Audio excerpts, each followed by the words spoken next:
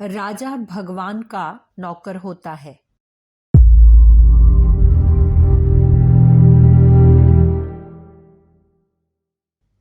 समर्थ गुरु रामदास के विषय में दो एक चमत्कार जैसी घटनाएं प्रसिद्ध हैं। वे चाहे पूर्ण सत्य ना भी हो तो भी बहुत शिक्षाजनक हैं। शिवाजी महाराज जब सामानगढ़ का किला बनवा रहे थे तो एक दिन वहां के निर्माण कार्य का निरीक्षण करते हुए उनके मन में यह भावना उत्पन्न हुई कि मेरे द्वारा इन सैकड़ों मजदूरों और कारीगरों का निर्वाह हो रहा है। संयोगवश उसी समय समर्थ गुरु वहां आ गए। वे अपने अनुभव द्वारा शिवाजी के मनोभाव को समझ गए। अपने शिष्य में इस प्रकार के अहंकार की उत्पत्ति को हानिकारक समझकर वे कहने लगे, शिवा, तूने तो यह बड़ा भारी काम कर रखा है, जिससे ना जाने कितने गरीबों का उदर पालन होता है।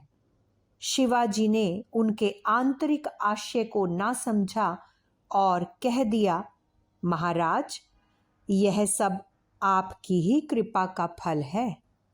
इस प्रकार बातचीत करते हुए समर्थ गुरु की निगाह पास में पड़े हुए एक बड़े पत्थर की तरफ गई।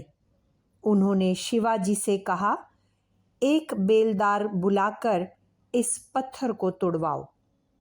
जब पत्थर के ऊपर भारी हथौड़े की कई चोटें लगीं तो उसके दो टुकड़े हो गए। सब लोगों ने देखा कि भीतर से उसका कुछ भाग पोला था, जिसमें थोड़ा सा पानी भरा था और उसमें एक छोटा सा जीवित मेंढक भी था। यह देखकर सब कोई आश्चर्य करने लगे, परंतु समर्थ गुरु ने कहा, शिवा, तुम्हारा प्रभाव तो बहुत बढ़ा चढ़ा है, जो इस पत्थर के भीतर भी एक जीव का पालन कर रहे हो। शिवाजी ने उत्तर दिया, इसमें मेरा क्या है? समर्थ गुरु ने किंचित व्यंग के साथ कहा, क्यों नहीं?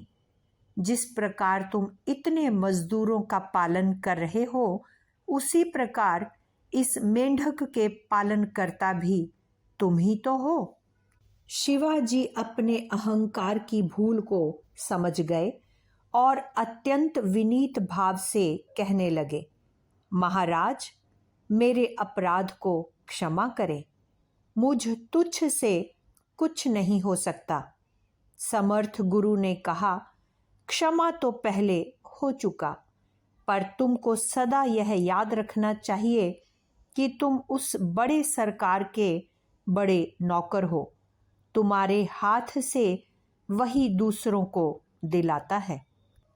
इसके लिए किसी प्रकार का अभिमान करना उचित नहीं। शिवाजी पर इस घटना का बड़ा प्रभाव पड़ा और फिर उनमें कभी ऐसी अहंकार भावना नहीं आई।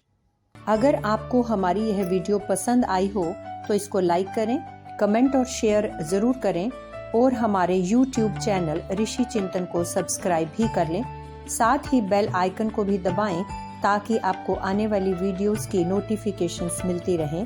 धन्यवाद।